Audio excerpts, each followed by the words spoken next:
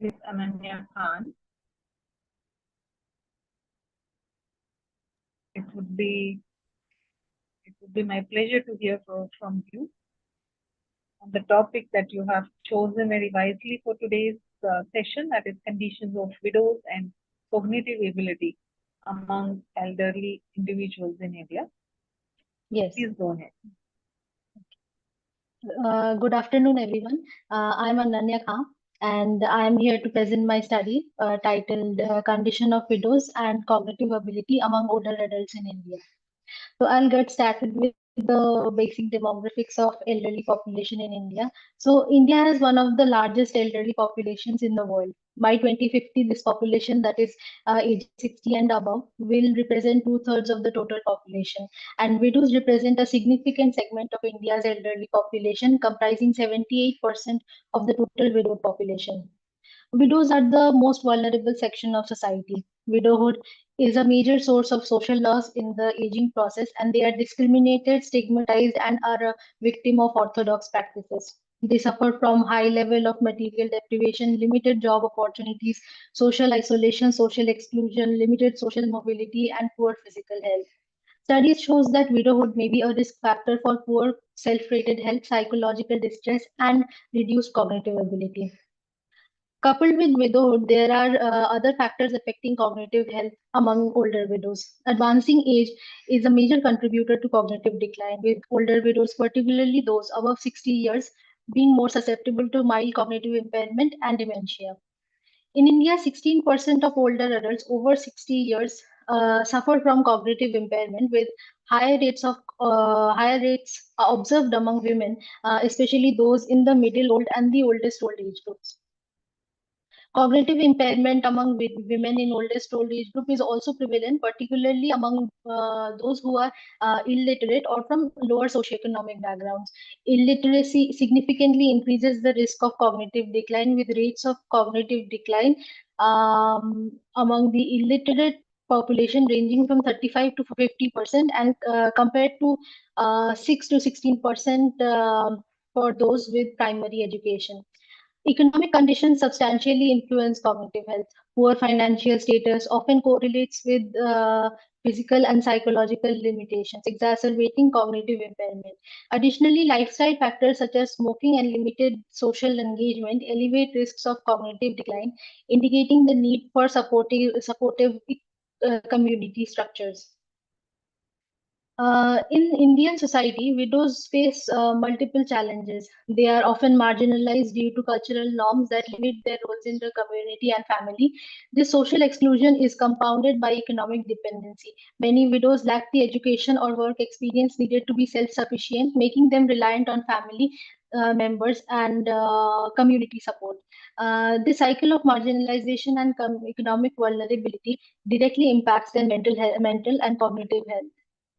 So, therefore, the primary objective of this study were twofold. First, to assess the general condition of widows in India, and second, to explore the various determinants of cognition among these women.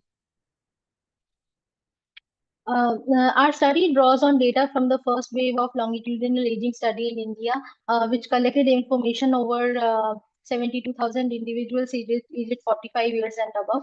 For this analysis, we focused on a sample of 8,322 widows aged 60 years and older.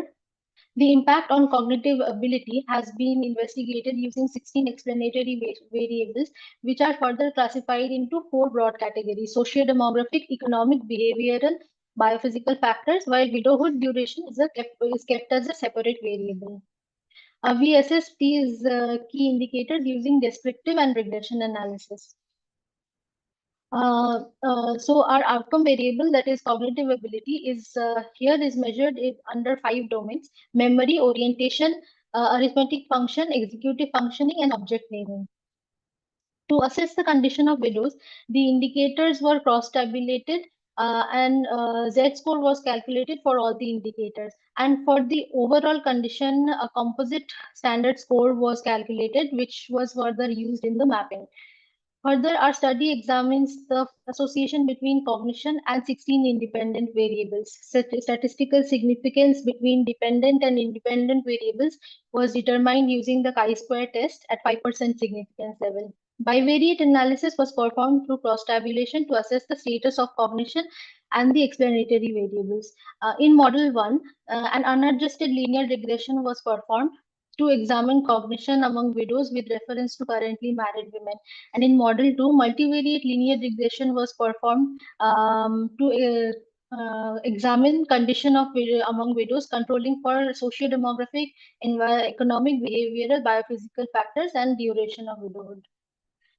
Moving on to the results, the descriptive statistics analyzed from a sample of 8,322 widows exhibiting the major issues among them shows that older widows, 75 of older widows do not have education, 47% of them have never worked, 53% of them have hardly or never participated in social activities, and 14% of widows live alone. We found striking levels of illiteracy among older widows, especially in northern and northeastern states. For instance, in Jammu and Kashmir, 98% of older widows are illiterate. Similarly, functional limitations which impair day-to-day activities were prevalent in states like West Bengal and Kerala, where 90%, over 90% of widows reported functional challenges. Living alone is another crucial factor, and is common among widows, especially in states like Nagaland and Tamil Nadu. These women face greater social isolation, which negatively impacts their mental and cognitive health. Social security schemes have been widely used in states like Tripura and Goa. However, many widows remain unaware of or unable to access these resources. In this table, regression analysis shows that in Model 1, widows have significantly poorer cognitive ability compared to currently married women. In Model 2, which controls for various factors, indicates that cognitive ability declines with age, particularly for widows aged 70 to 79 and 80 years and above. Feeling safe, social participation, and higher monthly income are also positively associated with cognitive ability. Widows without assets or who have never participated in physical activities show lower cognitive function. Widows who don't avail social security schemes and those who abstain from smoking or alcohol have better cognition. Finally, widows without functional limitations exhibit stronger cognitive abilities. The study shows that widowhood combined with the old age, low socioeconomic status, social isolation, and lack of assets contribute to poor cognitive ability in older adults. They experience greater cognitive decline than married women, largely due to bereavement and role loss that affect their mental health. Education plays a crucial role. Widows with higher levels of education exhibited better cognitive abilities, while those with no formal education were at a higher risk of cognitive decline. Similarly, economic security, including asset ownership, is a crucial factor in maintaining cognitive health, as financial stability reduces stress and ensures access to healthcare. The findings show that widowhood, old age, and low socioeconomic status are the key risk factors for poor cognitive health. Social exclusion further amplifies these risks, particularly in societies where widows are marginalized. A key takeaway to mitigate these risk factors is to focus on education through lifelong learning programs. Support from adult children can help improve the older widows' socioeconomic well-being, although it's often insufficient. So, enhancing their material opportunities through property rights, employment, and social security is crucial. Self-help groups can offer economic and social opportunities, reducing exclusion from healthcare, and can thereby promote mental health. So addressing these issues require a multidimensional approach that includes education, financial empowerment, and social support programs tailored to the needs of older widows. These are the references. Thank you. Thank you, Ananya. This was a very nice survey-based study, very relevant to the topic of this particular symposium.